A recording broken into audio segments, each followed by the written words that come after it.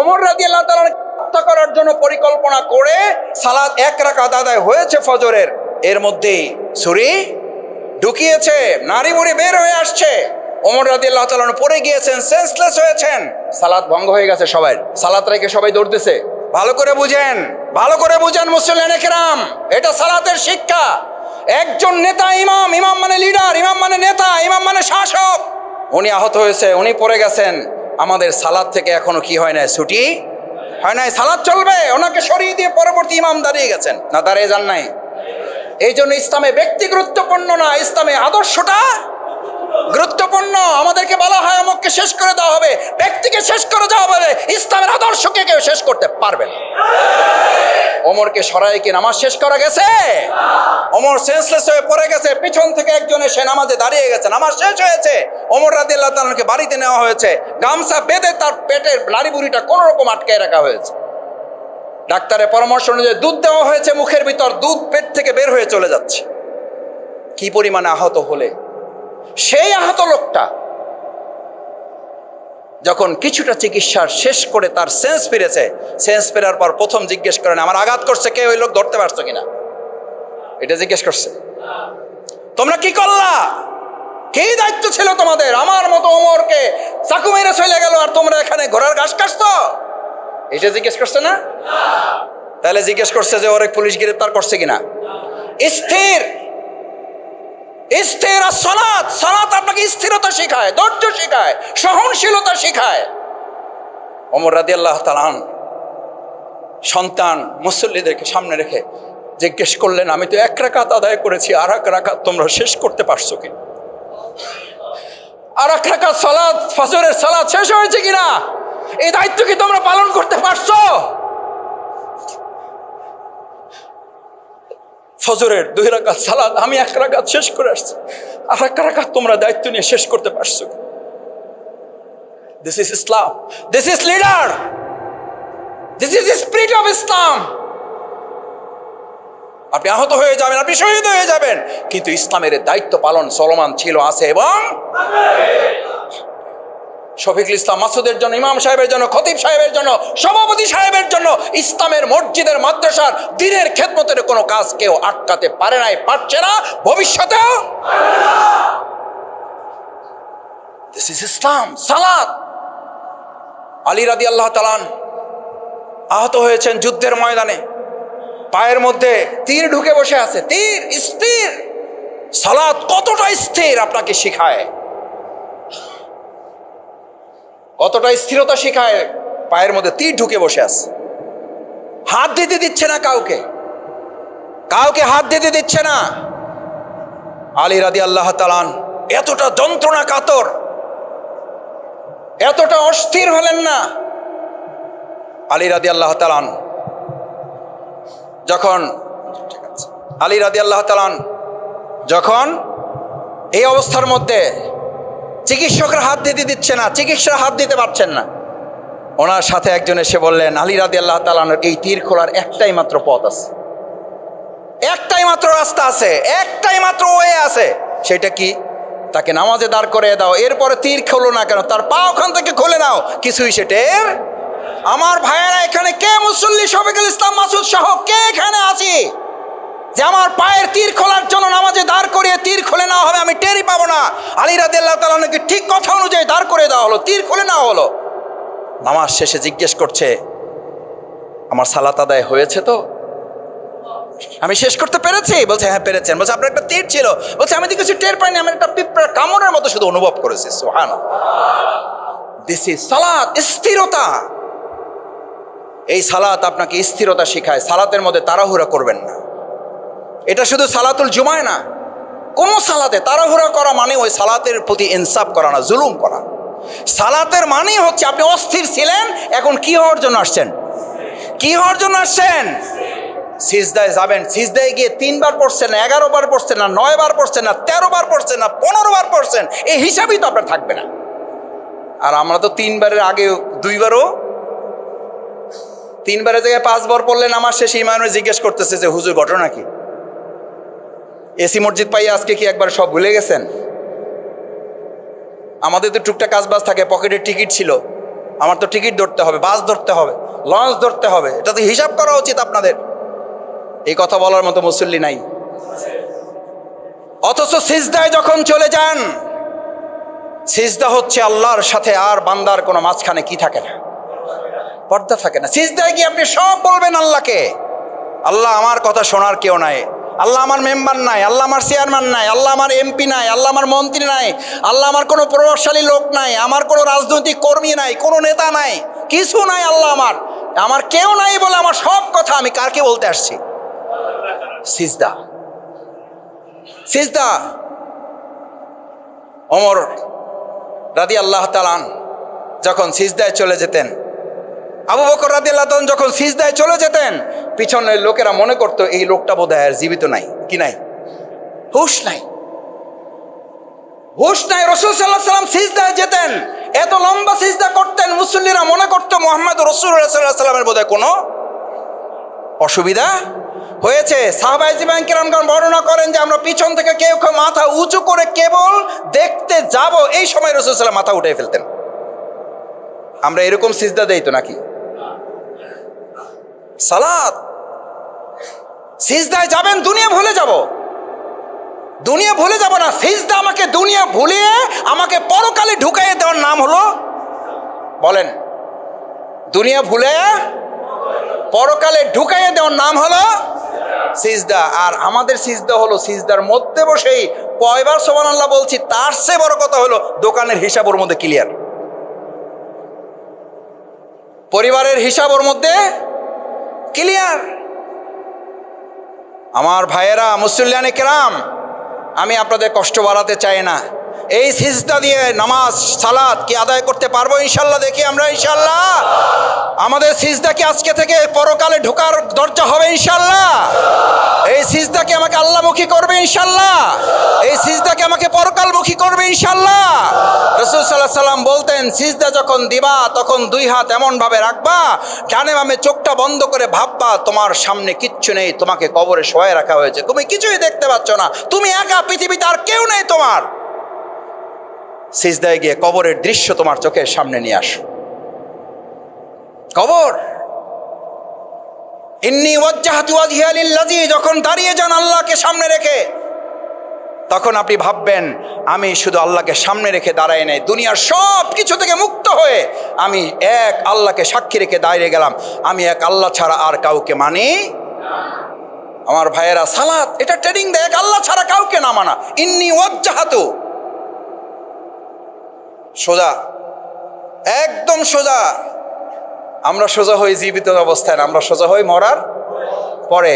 বাপ এবং সন্তান দুইজনে মিলে অথবা দুই ভাই মিলে বাপের কফিন, একজন মাথার কাছে কাপড় ধরে, একজন পায়ের কাছে কাপড় ধরে, দুইজনে টানে আর বলে কি করো, কি করো, কি করো। তখন আশেপাশের লোকেরা কেউ কেউ বলেন মনের দুঃখ নিয়ে, কষ্ট নিয়ে, আফসোস নিয়ে, অভিযোগ অভিমান নিয়ে বলেন, তোমার বাপেরে তোমার ভাইরে সোজা তো করছো, মরার পরে বাঁচা থাকা অবস্থায় কি করতে পারো নাই, সোজা করতে পারো নাই। সালাত আপনার জীবনকে সোজা করার জন্য। সালাত আজকে এখানে যারা আসছেন, আমরা কি সিদ্ধান্ত নিতে পারলাম সিরাতাল মুস্তাকিম, জীবনটাকে সোজা সরল সঠিক পথে চালাবার জন্য আজকে সালাত আমাদের জীবনে? দেখি ইনশাল্লাহ আমরা আজকে থেকে কোন পথে? সরল পথে। কোন পথে? কার পথে? সরল পথে। আল্লাহ কবুল করুন। এটা হচ্ছে সালাত। সালাতের শেষ একটা কথা বলে সালাতের জন্য আমরা চলে যাব। সালাতের প্রতি আকর্ষণ বাড়ছে না বাড়ে নাই? কখন সালাতে দাঁড়াবেন? অস্থির লাগবে। এটা সালাতের আর একটা মাসালা। আজান হওয়ার আগে আপনার মধ্যে অস্থিরতা তৈরি হবে, কখন মসজিদে যাব, কখন মসজিদে যাব। এই অস্থিরতা যখন তৈরি হবে, রাসূল সাল্লাল্লাহু আলাইহি ওয়াসাল্লাম বলেন, ফা আনতা মুমিন, তুমি ইমানদার। ফা আনতা মুমিন, এমন তুমি ইমানদার। যদি তোমার মধ্যে অস্থিরতা তৈরি হয়, ফজর নামাজ মসজিদে সালাত জামাতে আদায় করতে পারো নাই, তোমার মধ্যে টেনশন লাগতেছে, অস্থির লাগতেছে, ভালো লাগতেছে না, ভাবি জিজ্ঞেস করতেছে, খালাম্মা জিজ্ঞেস করতেছে, চাচি আম্মা জিজ্ঞেস করতেছে, কি হয়েছে তোমার, এমন ছটফট করছে কেন? আপনি বলবেন, কেন তুমি খেয়াল করো নাই আজকে যে আমি মসজিদে গিয়ে সালাত জামাতের সাথে আদায় করতে পারি নাই? অস্থির হয়ে যাও। শেষ এখানে আসছেন, কেউ কাউকে ডানে বামে তাকায় দেখতেছেন যে আপনার ইজ্জতের সাথে যায় কিনা যার পাশে বসছেন। ডানে বামে তাকাইকে দেখতেছেন যে আপনার দলের কর্মী কিনা, না হলে উঠাই দিতেছেন এরকম, যে আমার মতের সাথে মিললে বসেন, না হলে ওঠেন, ওঠেন, দেখেন আমার নামাজটা ঠিক রকম আদায় করতেছে, আপনার পাশে নিয়ে আমি কোনো ঝামেলায় যাইতে, এটা মসজিদে মনে হয় তো আমাদের মনে হয়, এটা ভুলিয়ে দেয় কে? আল্লাহ। যে আল্লাহ আপনাকে এভাবে ভুলিয়ে দিল, সে আল্লাহ তো সমাজেও আপনাকে এভাবে কাঁধে কাঁধ মিলে এখানে বলেন, ইমাম নির্দেশ দেন, রাসূল সাল্লাল্লাহু আলাইহি ওয়াসাল্লাম নির্দেশ ছাড়া এই সালাত আদায় শুরু করতেন না, সালাত আদায় শুরু করতেন না। মুসল্লিয়ানে কেরাম দাঁড়িয়ে যাও, কাতার সোজা করো, সোজা, আর মাঝখানে যেন কোনো কি না থাকে, ফাঁকা না থাকে, কাঁধে কাঁধ মিলিয়ে দাঁড়িয়ে যাও। সাফফান সুফুফা, তোমাদের কাতারগুলো সোজা করো, দাঁড়িয়ে যাও, কাতার বন্দী হও, মজবুত ভাবে দাঁড়াও, মাঝখানে যেন কোনো বিভেদ তৈরি। আমাদের সমাজে বিভেদ আছে না নাই? সালাতও আছে, বিভেদও আছে, সালাতও আছে। আজকে সিদ্ধান্ত নিতে চাই, সালাত যদি থাকে বিভেদ, বিভেদ যদি থাকে সালাত থাকবে না, থাকবে, সালাত থাকবে। এই সালাত দিয়ে আমরা বিভেদের সমস্ত জায়গা কবর রচিত করে এক সহাবস্থানে বাউফাল আমরা তৈরি করবো ইনশাআল্লাহ। দেখি পারবেন ইনশাআল্লাহ? সালাত হবে বিভেদের কবর রচনা করার হাতিয়ার, সালাত হবে বিভেদের কবর রচনা করা। আমরা সবাই মুসল্লি, আমরা এক আল্লাহর গোলাম, আমাদের চিন্তার পার্থক্য থাকতে পারে, কিন্তু মাঝখানে আমাদের কোনো বিভেদ, আল্লাহ আমাদের কবুল করুন। সম্মানিত ভাইরা, আসুন, সালাতুল জুমা আমাদেরকে এই যে ট্রেনিংগুলো দেয়, ট্রেনিংগুলো নিয়ে যেন যথাযথ সালাতের মাধ্যমে আমরা আল্লাহর কাছে এমনভাবে হাজির হতে পারি। আসসালাতু মিফতাহুল জান্নাহ, আসসালাত, সালাতকে শেষ বলা হয়েছে। সালাত হচ্ছে কিসের চাবি? জান্নাতের চাবি। চাবি লাগবে? লাগবে। ফ্ল্যাটের চাবি, প্লটের চাবি, গাড়ির চাবি, বহু চাবি তো জীবনে পাইছেন, ব্যাংকের চাবি, লোপাটের চাবি, কত কিছু চাবি তো জীবনে অর্জন করছেন। এখন আজকের মসজিদ থেকে আমরা একটা চাবি নিয়ে যেতে চাই। কিসের চাবি? জান্নাতের চাবি। কিসের চাবি? কিসের চাবি? এই চাবির নাম কি? সালাত। এই চাবির নাম কি? 5 ওয়াক্ত সালাত মাঝে মধ্যে পড়বো, মাঝে মধ্যে পড়বো না ইনশাআল্লাহ। তাহলে তো চাবি মাঝে মধ্যে থাকবে, মাঝে মধ্যে থাকবে না। হোটেলে যদি মাঝে মধ্যে 2 সেকেন্ডের জন্য চাবি হাতছাড়া হয়ে যায়, হোটেল আছে না নাই? নাই। তারপরে তো জান্নাত নাই। এই জন্য রাসূল সাল্লাল্লাহু আলাইহি ওয়াসাল্লাম বলেছেন, যখন কেউ 1 রাকাত সালাত, 1 ওয়াক্ত না, ভালো করে বুঝেন, একদম পিছন পর্যন্ত ভালো করে শোনেন, সালাতুল জুমায় মসজিদের ইমাম দাঁড়িয়ে পিছনে তাকাইয়ে খুব আনন্দিত থাকে, আবার ওই একই মসজিদের ইমাম ফজরের নামাজের আজান দিয়ে মুখটা গোমরা করে বসে থাকে, আরে আজকে আদৌ সালাতুল ফজরের জামাতটা হবে কিনা। আচ্ছা বলেন, এই মুসল্লিরা কই যায়? আজকে না হয় কিছু ভাইদের আমন্ত্রিত আসছেন, বাকি তো সব এলাকারই নাকি? নাকি মেহমান সবাই? নাকি মেহমান সবাই? সব মেহমান। তাহলে এই একই ইমাম আজকে যখন সবাই আমরা আনন্দিত, এই একই ইমাম আজকে রাত শেষ করে যখন সালাতুল ফজরের আজানের পরে এখানে দাঁড়ায়া ডানে বামে তাকাবেন, জানালা দিয়ে তাকাবেন, দরজা দিয়ে তাকাবেন, এই পাশে দিয়ে তাকাবেন, ঘড়ির দিকে একবার তাকাবেন, কই মুসল্লি কোথায়? আমি তো 3 জনই তো হইল না, 6 জনই তো হইল না, আজকের আমাদের জামাতটা কিভাবে অনুষ্ঠিত করব? আমার ভাইয়েরা, 5 ওয়াক্ত সালাত জামাতের সাথে আদায় করার ট্রেনিংটা আজকের সালাতুল জুমা আপনাকে শিখিয়ে দেয়। আজকে জুমায় যেভাবে সবার আগে শুরু করে প্রথম কাতারে এসে উটের সওয়াব নেওয়ার জন্য তোমাকে ট্রেনিং দেওয়া হলো, তুমি আসর, তুমি জোহর, তুমি মাগরিব, তুমি এশা, তুমি ফজর, প্রত্যেকটা ওয়াক্ত 1 রাকাত সালাত কেউ ছেড়ে দিলে পরবর্তী সালাত আদায় করার আগ পর্যন্ত তার ঈমান ঝুলন্ত অবস্থায় থাকে। কি অবস্থায়? সে মুমিন থাকতেও পারে। আচ্ছা, এটা রাজি আছেন সবাই? এই ঝুঁকি কেউ নিতে চান? তাহলে 1 ওয়াক্ত বলা হয় না, এক রাকাত। আর আমার জীবন থেকে হেলায় খেলায় আসর চলে যাচ্ছে, হেলায় খেলায় মাগরিব চলে যাচ্ছে, হেলায় খেলায় এশা চলে যাচ্ছে, ঘুমের তাড়নায় ফজর চলে যাচ্ছে, অথচ ঈমানও থেকে যাচ্ছে, নামাজও নাই, ঈমানও আছে। কেমন ঈমানদার আপনি? আজকে আমরা একটা ওয়াদা এখান থেকে করে যেতে চাই, আমার জীবনে আমরা যতদিন বেঁচে থাকবো, আমার জীবন থেকে 1 ওয়াক্ত তো দূরের কথা, হুশ থাকলে, জ্ঞান থাকলে 1 রাকাত সালাত আমার জীবন থেকে যাবে না, যাবে না, যাবে না ইনশাআল্লাহ। আল্লাহ আপনি হাতগুলো দুনিয়ার ক্যামেরায় বাদ পড়তে পারে, দুনিয়ার ক্যামেরায় হাত নাও আসতে পারে, দুনিয়ার ক্যামেরায় হাতের কোনো প্রয়োজন নাই, দুনিয়ার ক্যামেরায় আমাদের হাতের কোনো দেখার দরকার নাই। আল্লাহ আরশে আজিমের ক্যামেরায় আমাদের হাতগুলো বন্দী করে কাল কিয়ামতের দিনে হাতগুলো দেখে দেখে আমাদেরকে জান্নাতের জন্য আপনি চাবি দিয়ে কবুল করেন। জুমার দিন প্রিয় নবী মুহাম্মদ রাসূলুল্লাহ সাল্লাল্লাহু আলাইহি ওয়াসাল্লামের প্রতি দুরূদ পেশ করাকে আল্লাহ রাসূল সাল্লাল্লাহু আলাইহি সাল্লাম এত গুরুত্বপূর্ণ বলেছেন, তোমরা দুরূদ পেশ করো। অন্য দিনের দুরূদের গুরুত্ব আছে, কিন্তু জুমার দিনের দুরূদের গুরুত্ব এরকম, যদি তোমরা দুরূদ পেশ করো তাহলে ওই দুরূদ আমার সামনে উপস্থাপন করা হয়। সুবহানাল্লাহ। আপনারা কি, আমরা কি চাই যে আমাদের দুরূদ আজকে রাসূল সাল্লাল্লাহু আলাইহি ওয়াসাল্লামের সামনে উপস্থাপন করা হোক? আপনারা বিভিন্ন দাবি দাবা দেন না, বলেন ভাই আমাদের এটা একটু প্রধান উপদেষ্টার কাছে একটু পৌঁছেন। পৌঁছবে না তার ঠিক নাই, আমার পর্যন্ত, আপনার পর্যন্ত, কেউ একজনের পর্যন্ত পৌঁছাইতে পারলে আপনার খুশিতে কি থাকে না, সীমা থাকে না। রাসূল সাল্লাল্লাহু আলাইহি ওয়াসাল্লাম বলেন আজকে দুরূদ পড়ো, ওটা আমার সামনে উপস্থাপন করে ফেরেশতারা। সুবহানাল্লাহ।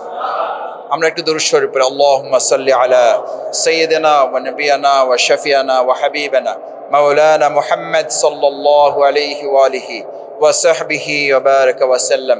আল্লাহুম্মা সাল্লি আলা, জোরে, আল্লাহুম্মা সাল্লি আলা সাইয়্যিদিনা ওয়া নাবিয়ানা ওয়া শাফিয়ানা ওয়া হাবিবানা মাওলানা মুহাম্মদ সাল্লাল্লাহু আলাইহি ওয়া আলিহি ওয়া সাহবিহি ওয়া বারাকা ওয়া সাল্লাম।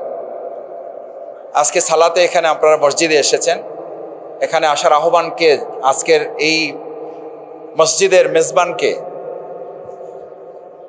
ডেকেছেন কে? আমাদেরকে এখানকে আমাদের আহ্বান জানিয়েছেন কে?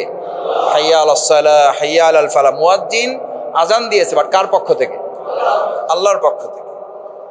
আল্লাহ তাআলা আমাদেরকে এখানে আহ্বান জানিয়েছেন, তিনি মেজবান। তিনি বলেন যে আমার সাথে কে কে কথা বলতে চাও, আজকে আমার সাথে কথা বলতে চলে আসো। সালাত তো হচ্ছে ইমানদারের জন্য আল্লাহর সাথে কি বলা? আসসালাতু মিরাজুল মুমিনিন। ইমানদার যদি হন আর সালাত যদি যথাযথভাবে অন্তরে ধারণ করেন, তাহলে আপনি সালাত আদায় করতে আসেন নাই, আপনি সালাত আদায় করতে আসছেন এবং আল্লাহর সাথে কথা বলতে এসছেন। সুবহানাল্লাহ। কার সাথে কথা বলতে এসছেন? এ ভাই, প্রধান উপদেষ্টার সাথে কথা বলার জন্য আমি আপনাকে নিয়ে যেতে চাইলাম যে চলেন আমার সাথে, বলবেন যে আরে কি আপনার সাথে যাবো, আমি তো ফ্লাইটে চলে যাব, তাড়াতাড়ি যাইতে হবে, সামনের সিট বইতে হবে যাতে ছবিতে আমার ছবিটা, ওনার পাশে যাতে আমার ছবিটা। বলবেন না তো কেউ? বলবেন না তো এটা কেউ? বলবেন না যে আমি সবাই আগে যাই ওনার পাশে বসতে চাই? তাহলে ওই কথাই তো রাসূল সাল্লাল্লাহু আলাইহি ওয়াসাল্লাম বলেছেন, আজকের এই সালাতুল জুমায় প্রথম কাতারে গিয়ে যদি তুমি বসতে পারো এবং অনর্থক কথা থেকে নিজেকে বিরত রেখে চুপ থাকো, তাহলে প্রত্যেক কদমে, তোমার বাড়ি থেকে মসজিদ পর্যন্ত প্রত্যেক কদমে 1 বছর করে নফল নামাজ এবং তাহাজ্জুদের সমান সওয়াব আমলনামায় লেখা দাও। এখন তো তাহলে প্রতিযোগিতা লেগে যাওয়ার কথা, মারামারি লেগে যাওয়ার কথা। মারামারি বলছি ওই অর্থে না, ধাক্কাধাক্কি, ঠেলাঠেলি লেগে যাওয়ার কথা। ঠেলাঠেলি লাগে না? ভিআইপিদের সাথে দেখা করতে ঠেলাঠেলি লাগে না? লাগে না? মেম্বার সাহেবের সাথে দেখা করতে তো ঠেলাঠেলিতে পুলিশ সামলা লাগে, চৌকিদার দেওয়া লাগে। চেয়ারম্যানের সাথে প্রথম কাতারে যাওয়ার জন্য তো ঠেলাঠেলি লাগে। এমপি সাহেব হলে তো কথাই নাই, উপদেষ্টা, মন্ত্রী, চিফ অ্যাডভাইজার হলে তো কথাই নাই, জাতিসংঘের মহাসচিব হলে তো হুঁশই থাকবে না। তো এখানে তো আপনি আল্লাহর সাথে কথা বলতে আসছেন, আল্লাহর সাথে দিদার করতে আসছেন। আসসালাতু মিরাজুল মুমিনিন, আল্লাহর সাথে দর্শনের জন্য আসছেন।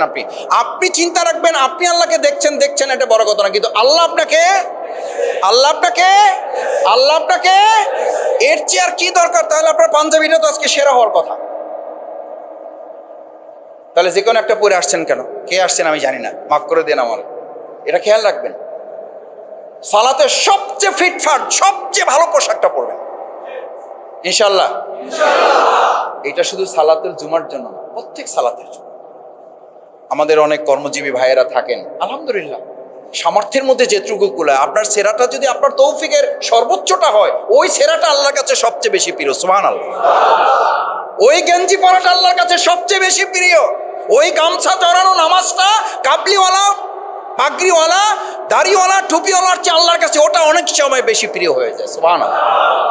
ওটা যেন আপনার সবচেয়ে সেরা তৌফিকটা, আপনি যেন ফাঁকি না দেন, আমি যেন ফাঁকি না দেই।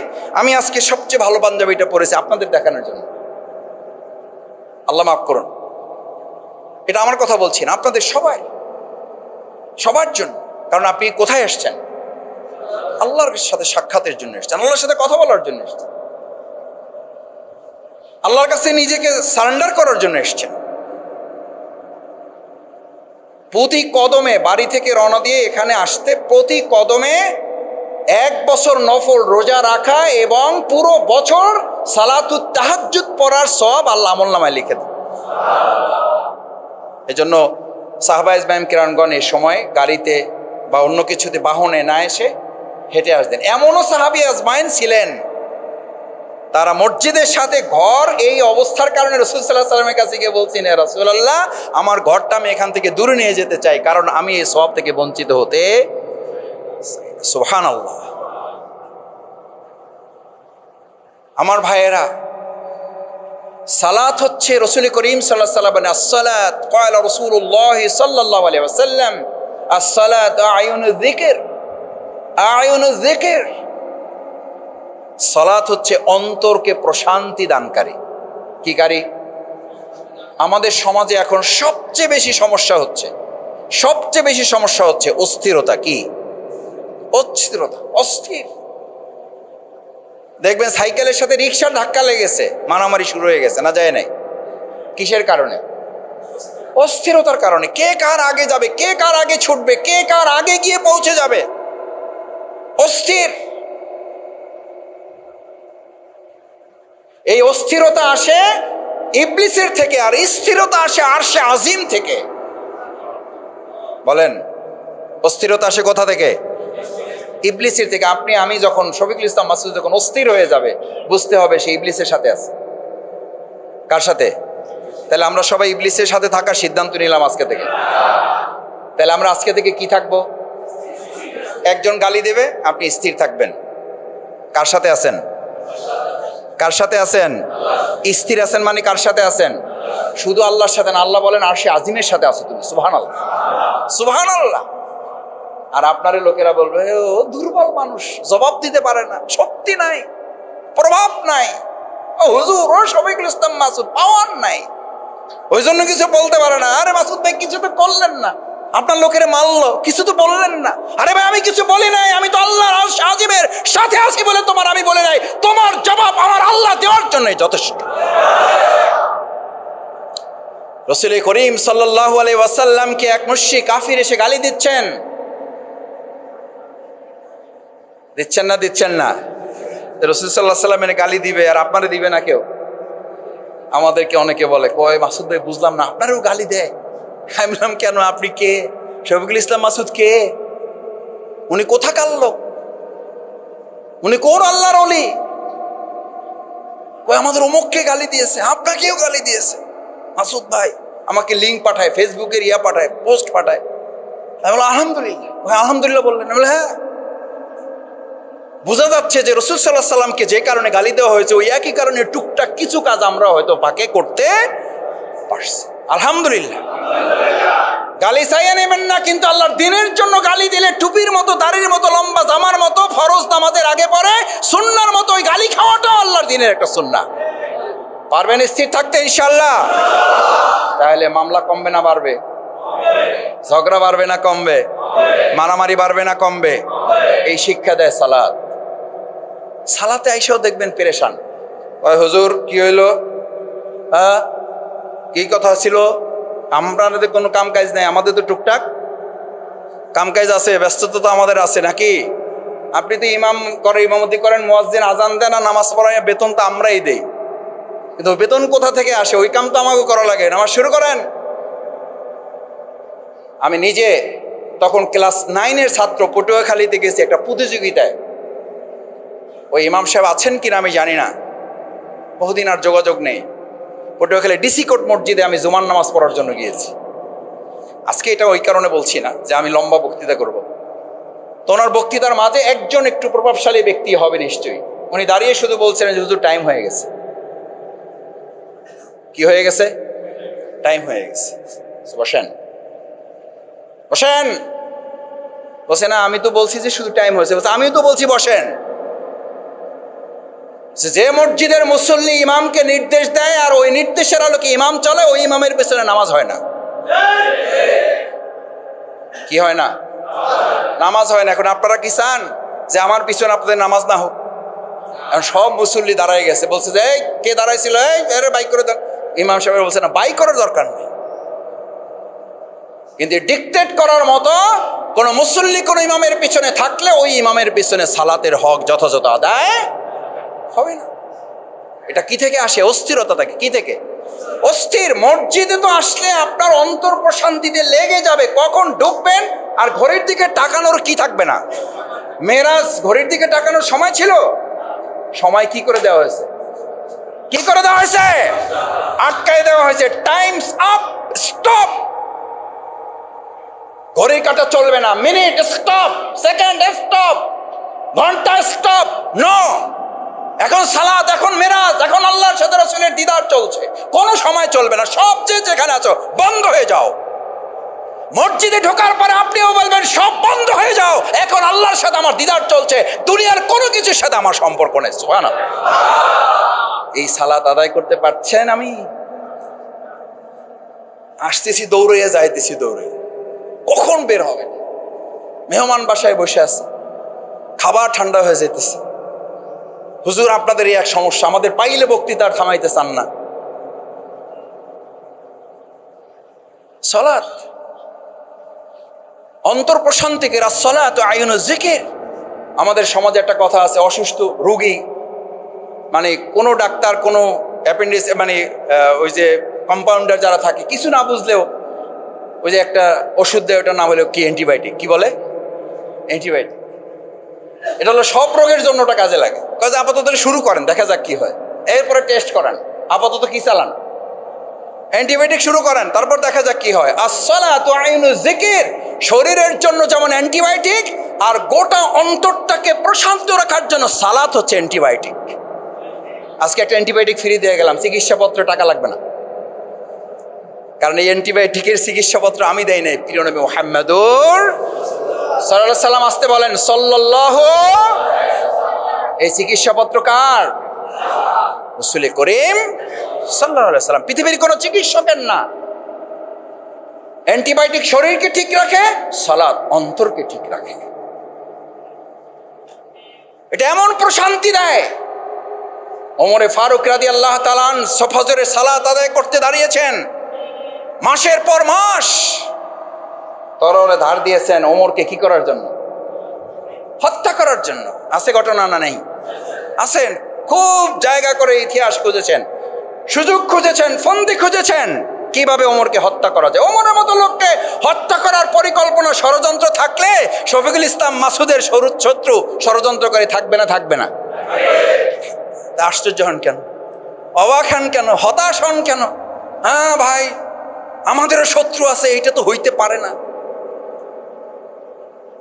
ফসল থাকলে আগাছা থাকবে, ওটা কৃষকের দায়িত্ব। তখন কৃষক বুঝবে আমি ফসল ফলাইছি, আগাছা হয়েছে, মানে এবার ফসলটা ঠিক আছে। এবার ফসলকে রক্ষা করার জন্যই কৃষককে ধৈর্য ধরে আগাছাটা দমন করতে হবে। আবার এইটা বললে হবে না আগাছা ফসল একসাথে থাকুক, আমি সহ অবস্থানে বিশ্বাসী। কি অবস্থানে? এই সহ অবস্থানে বিশ্বাসী, মিলাইয়া জিলাইয়া চলার লোক আমাদের সমাজে নাই। না, নাই। আছে, বাউফলের বাইরে আছে, বাউফলে নেই। কি মিলাইয়া? কয়েছে মিল্লা জিল্লা থাকেন। কি করে? আচ্ছা, মিল্লা জিল্লা যদি থাকেন, ফসলও থাকলো, আগাছাও থাকলো, আসলে কি থাকলো? আসলে কি থাকলো পিছনে বলেন? আপনি যদি সিদ্ধান্ত নেন জমি সামনে দাঁড়াইয়া যে আমি সিদ্ধান্ত নিয়েছি আমার খেতে ফসলও থাকবে, আগাছাও থাকবে, আসলে কি সিদ্ধান্ত নিয়েছেন? আসলে কি থাকে? কারণ ফসল এবং আগাছার সিদ্ধান্ত যদি কেউ নেয়, চূড়ান্তভাবে ফসলকে আগাছা দমন করে ফেলে, থাকে কি? আগাছা। এই ফসলের প্রয়োজনেই আগাছা কি করতে হয়? সেই জন্য সালাত নির্দেশ দিচ্ছে, বিসমিল্লাহির রহমানির রহিম, ইন্নাস সালাতা তানহা আনিল ফাহশাই ওয়াল মুনকার। সুবহানাল্লাহ। ইন্নাস সালাতা তানহা আনিল ফাহশাই ওয়াল মুনকার। সালাত আদায় করে শুধু সে অ্যান্টিবায়োটিক গ্রহণ করে না, সে যে কোনো রোগের বিরুদ্ধে সমাজকে সুস্থ করার জন্য লড়াইয়ের একজন সৈনিক হিসেবে নিজেকে পরিণত করে। সুবহানাল্লাহ। সালাত বলা হচ্ছে আসসালাতু আয়ুনুজ জিকির বলা হচ্ছে, আবার এই সালাতকে বলা হচ্ছে সমাজ এবং রাষ্ট্রকে পরিশুদ্ধ করার এটা একটা মাধ্যম। সালাত থাকলে সেখানে কি থাকবে না? ফাহশা, অশ্লীলতা, বেহায়াপনা থাকবে না। তা আমাদের সমাজে সালাত আছে না নাই? অশ্লীলতা আছে না নাই? তাহলে কি হইলো ভাই? তাহলে কি হইলো ভাই? তাহলে তো বোঝা যাচ্ছে ফসলও আছে, আগাও আছে। তার মানে কি আছে? এখন বলেন, এখন আমার বলেন, এখন কি সালাত বাদ দিয়ে দেবো আমরা? না, এই জন্যই সালাতের আলোচনা নিয়ে আসছি আজকে। এই জন্যই সালাতের আলোচনা নিয়ে আসছি। সালাত, আমিন আমিন। আসসালামু আলাইকুম ওয়া রাহমাতুল্লাহি ওয়া বারাকাতুহু।